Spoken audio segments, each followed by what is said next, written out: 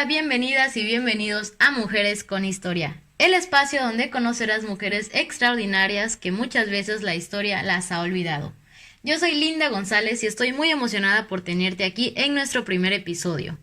Ponte cómoda o cómodo porque comenzamos. En 1885, en la tercera sala de un juzgado civil, Laura Fernández de Arteaga y Mantecón Pacheco iniciaría un juicio de divorcio. Lo que Laura no sabía era el tormento que le estaba por venir, pues no solamente estaba iniciando el primer juicio de divorcio de México, sino que también se estaba divorciando del mismísimo presidente de México, el general conservador Manuel González y compadrísimo de Porfirio Díaz. Antes de entrar de lleno, vamos a ponernos un poco en contexto. Laura nació en 1845, se desconoce la fecha exacta, y ya se podrán dar cuenta la poca importancia que se le daba a las esposas de los políticos que ni siquiera sus fechas de nacimiento se guardaban. Era hija de un abogado de nombre José Manuel Fernández de Arteaga, quien fue gobernador de Oaxaca, y de Josefa Mariana Mantecón Pacheco. Este matrimonio le dio a sus hijos una excelente educación, y claro, Laura no fue la excepción, y recibió una educación notable, lo cual era muy raro para las mujeres de su época. Ahora hablemos de Manuel del Refugio González Flores y la situación del país. Para este punto y tras las leyes de reforma, el matrimonio ya tenía carácter civil, y aunque en el Código Civil se hablaba de maltratos y adulterios como una causal del divorcio, no era algo que ocurriera. Manuel González era un militar que había participado contra la intervención de los Estados Unidos y en contra de las leyes de reforma apoyando al Partido Conservador, aunque muchas veces se cambió de bando con Benito Juárez, o sea, era bien traidor, lo normal para el machito promedio de la época. Durante algunas campañas conoció a Porfirio Díaz, con el cual se convirtió en su amiguísimo personal, e hizo que de 1880 a 1884 Díaz lo pusiera de presidente, pero que más bien era su títere, pues así aparentaba una supuesta democracia en el país, algo así como hacemos que te encargo el changarro en lo que yo me vuelvo a postular. Pero que al final Porfirio Díaz quitaría del poder, porque Manuel se estaba enriqueciendo de manera excesiva, así como cualquier político mexicano normal, pero bueno, eso ya es otro tema. Regresando con Laura, ya sabemos que era una joven estudiada y refinada, por lo cual no es ninguna sorpresa que se casara con un militar bien posicionado. En 1860, Laura y Manuel se casaron. Manuel era 12 años mayor y viudo, pero aún así tuvieron dos hijos, Manuel González Mantecón y Fernando González Mantecón, los cuales en un futuro se convertirían en militares, además de que uno de ellos fue apadrinado ni más ni menos que por el general Miramón y su esposa Conchita. De Conchita ya hablaremos en otro episodio y es que, Dios mío, tiene unos diarios bien bonitos donde escribió todo lo que sentía por el general e incluyó todo lo que trató de hacer para impedir el fusilamiento de su esposo junto a Maximiliano de Habsburgo. Recordemos que Manuel ya había tenido otro matrimonio. El manco, como le decían sus amigos porque le faltaba un brazo, tenía fama de mujeriego y se la vivía de burdel en burdel. Tenía además hijos fuera del matrimonio que él mismo reconocía. Con todo lo que he dicho de él, ya tendremos en mente qué clase de persona era. Así que cuando se casó con Laura, tuvo el cinismo de llevársela a vivir a un modesto departamento en la calle Mesones de la Ciudad de México, que era una construcción muy vieja encima de una tortillería y lechería. O sea, pobre Laura, pasó de la aristocracia oaxaqueña a tener una bandera blanca fuera de su casa, que esto era señal de que en ese domicilio se vendía leche. Tiempo después se fueron a vivir al campo a una finca llamada El Moquetito, que pertenecía al manco, y así le voy a decir desde ahorita porque de verdad me cae bien mal. Cuentan los hijos de Laura que ella literal se ponía los pantalones y se ponía a trabajar en el campo. Daba indicaciones a otros trabajadores y albañiles, lo cual hizo que todos la consideraran rara. O sea, rara igual a mujer independiente. Pero bueno, a pesar de esas extrañezas, vivieron felices durante 3 años, o al menos así lo percibía la sociedad, porque para Laura este matrimonio era una pesadilla. Ella relata que desde el principio del matrimonio era maltratada por Manuel. Tal era el exceso de violencia que sufría que le provocó en una ocasión un aborto. Oficialmente 1, pero otros historiadores dicen que fueron 2. Además, era constantemente humillada frente a sus amigos, humillaciones al grado de que en una ocasión Manuel fue herido en el campo de batalla y Laura fue a buscarlo. Manuel, bien enojado, le gritó enfrente de todos que de seguro solo había ido a buscarla porque pensó que estaba muerto y así se libraría de él para irse con otro. Pero pese a todas estas humillaciones, Laura iría a buscarlo cada vez que fuera apresado o herido, y además pediría a las autoridades correspondientes su liberación. Incluso en una ocasión, ante el presidente Benito Juárez le fue a pedir por él, para que así ella pudiera hacerse cargo personalmente de la atención y curación de su esposo. Vaya. Pero al manco nada de esto le importaba. No importaba qué tan devota fuera su esposa, ya que su fama de mujeriego seguía creciendo. Se le consideraba un tipo sin escrúpulos, participante de orgías en casa de sus amigos, e imaginen el grado de cinismo y cochinero de este señor, que hasta la prensa de la época reportó que mandó a traer prostitutas francesas y una rusa expertas en el erotismo. Y vaya que la rusa le encantó. Incluso se la llevó a vivir con él en una hacienda que tenía en Chapingo, sin ni siquiera acordarse que le debía respeto a su familia. Y así, él se la pasaba en relaciones simultáneas con otras mujeres que se llevaba a vivir con él, y que para que Laura no le estorbara, la mandó a Cuernavaca, sola. Laura regresó para pedirle dinero y así poder mantener a su familia. O sea, bien chido tu cotorreo, pero pues tus hijos y yo debemos de comer. Pero este se indignó al grado que la mandó a Tacubaya una vez más sin un solo peso. Durante el ascenso político de Manuel, Laura ya no vivía con él, y durante los 4 años de presidencia ella se mantuvo en silencio para evitarse escándalos, pero él seguía con sus maltratos físicos y económicos. Por eso, cuando él termina su presidencia, al poco tiempo, Laura, que siempre tuvo los pantalones bien puestos, se presentó molesta en una sala tercera de un juzgado civil junto a su abogado Juan Cordero y con las pruebas escritas por su puño y letra, y haciendo algo que hasta entonces ninguna mexicana había hecho, que es presentar una demanda de divorcio y dando inicio al primer juicio de divorcio en México. ¡Vámonos! Nada de nada. Lo que Laura no sabía es que su abusivo marido ya se las había olido y durante su mandato había modificado el Código Civil a su beneficio. Además de que había puesto las propiedades de Laura a su nombre y que como buen político mexicano movería todas sus influencias para cambiar la justicia y hacer que los jueces estuvieran de su lado. Pero todo esto lo vamos a ir relatando poco a poco.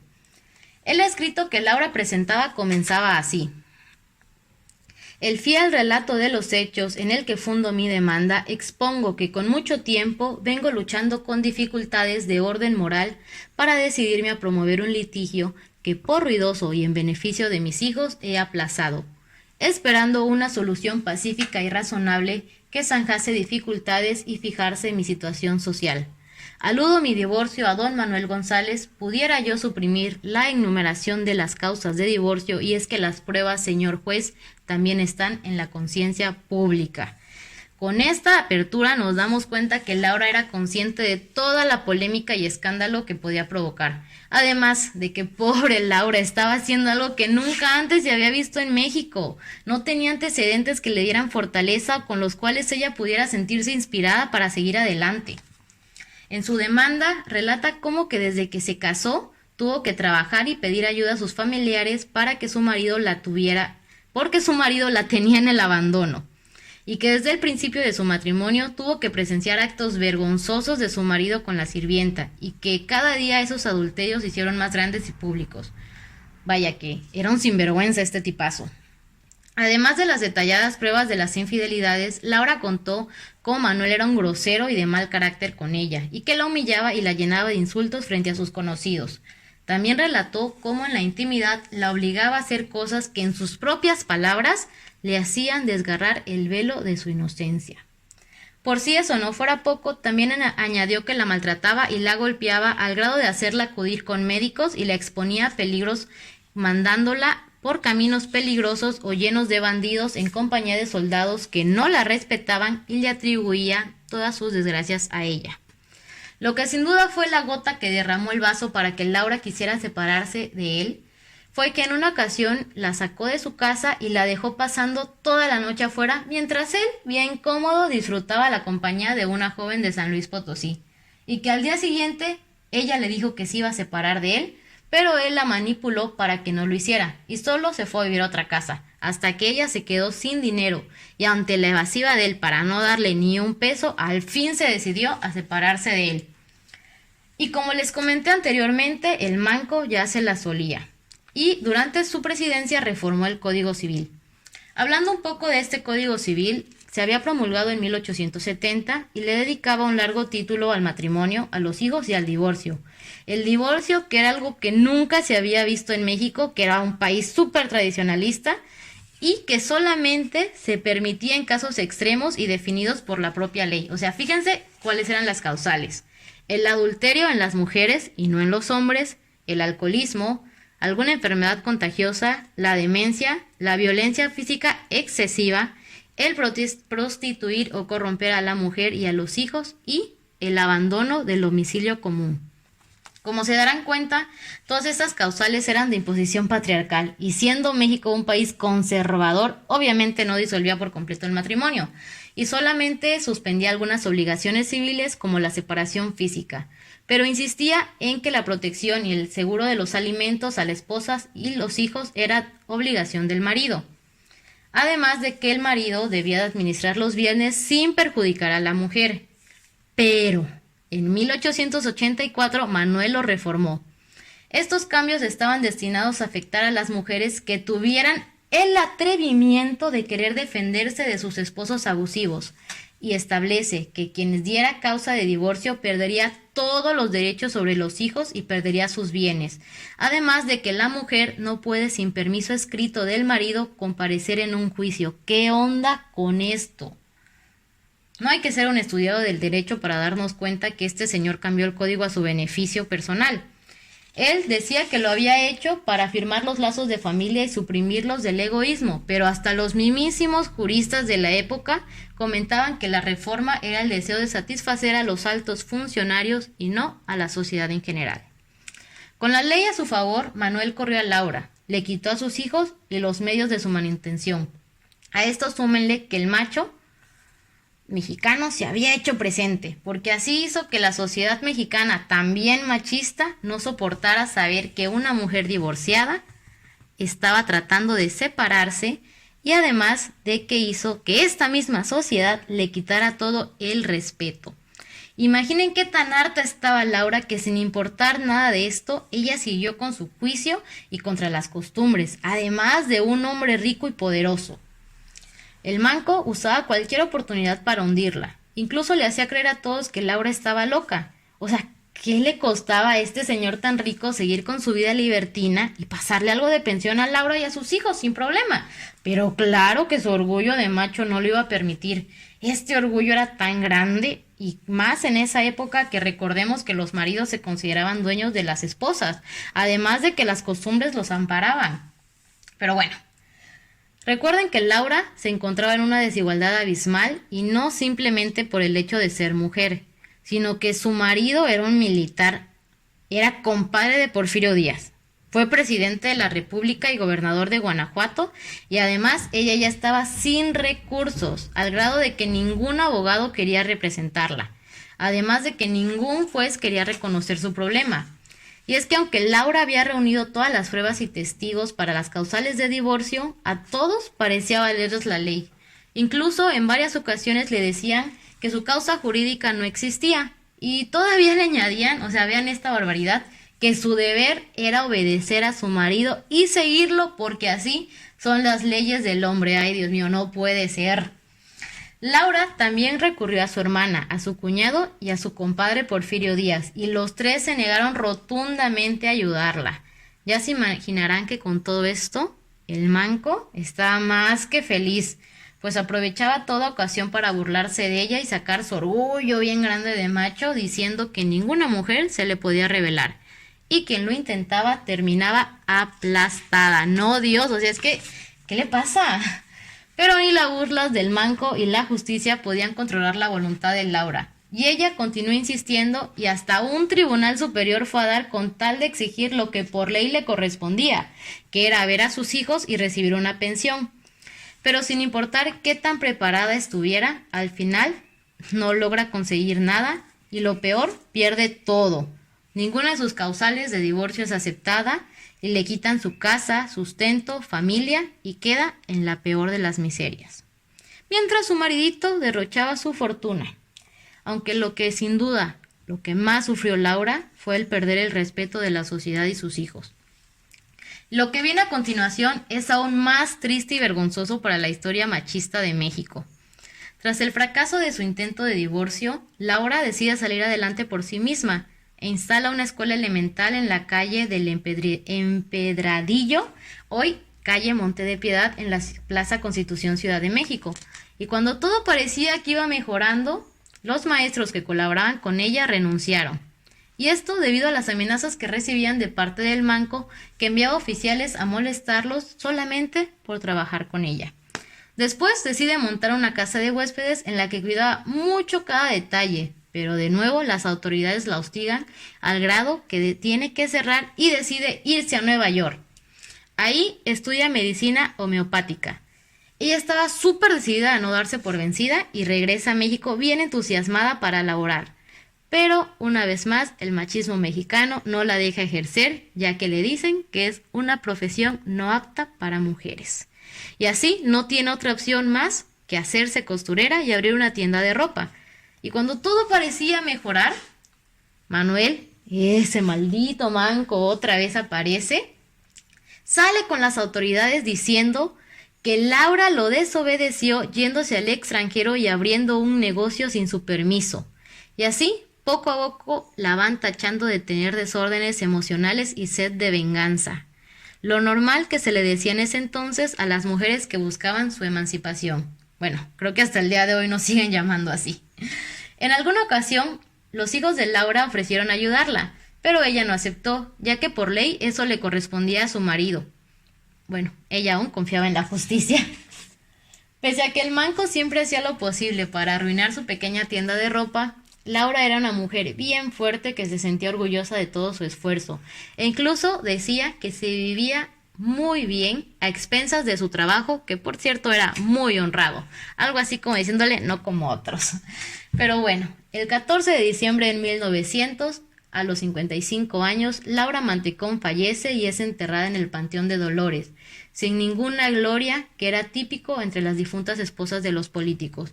Y es que para la sociedad mexicana, ella le había hecho mucho daño al pobre Manuel González cuando intentó divorciarse de él. Ay, Dios. Aunque Laura murió sin poder divorciarse, esta dejó un gran legado a las miles de mujeres que posteriormente lucharían por cumplir este gran derecho. Y se me pone la piel chinita de pensar cómo hace poco, más de 100 años, Laura tuvo que vivir todo esto, pero que gracias a su valiente decisión de ser pionera en el divorcio mexicano, hoy, en el 2021, nos podemos divorciar por el simple hecho de que ya no queremos estar casadas con alguien. Así de fácil, así de simple. Son una premisa bien simple, ¿no? Ya no quiero estar con alguien, pues nos separamos. Pero detrás de esto hay años y años de lucha y de injusticia. Aunque legalmente muchas cosas cambiaron, también podemos ver que en la práctica, pues muchas cosas siguen igual, como son las influencias políticas y los sobornos para mover la justicia, además de que el machismo mexicano le sigue haciendo mucho daño a esta sociedad. Un gran aplauso para esta mujer que sin duda dejó un legado de lucha por la emancipación femenina en México, pero que tristemente la historia ha olvidado. Si les gustó esta historia y si les interesa saber más de ella, les recomiendo leer, y tomen nota porque es un poco largo, información producida por la señora Laura Mantecón de González ante la tercera sala del Tribunal Superior en el juicio de divorcio que sigue contra su esposo, el señor general don Manuel González. ¿Qué tal? Les dije que era un poco largo. Y es que todo esto es su expediente convertido en libro y que fácilmente pueden encontrar en cualquier biblioteca jurídica digital o en Amazon. Pero si no quieren echarse estas 150 páginas del juicio, pueden leer sobre ella en el libro La suerte de la consorte por, espero pronunciarlo bien, Sara Sefcovic, que tiene algunas páginas ahí dedicadas a la vida de Laura Mantecón. Muchas gracias por su atención y los invito a que nos sigan en nuestras redes sociales, podcast Mujeres con Historia en Facebook y _Mujeres con Historia en Instagram, para que nos comenten qué les pareció esta gran mujer y también nos escriban de otras mujeres que les gustaría que investigáramos y narráramos. Nos despedimos y nos vemos en el próximo capítulo de Mujeres con Historia.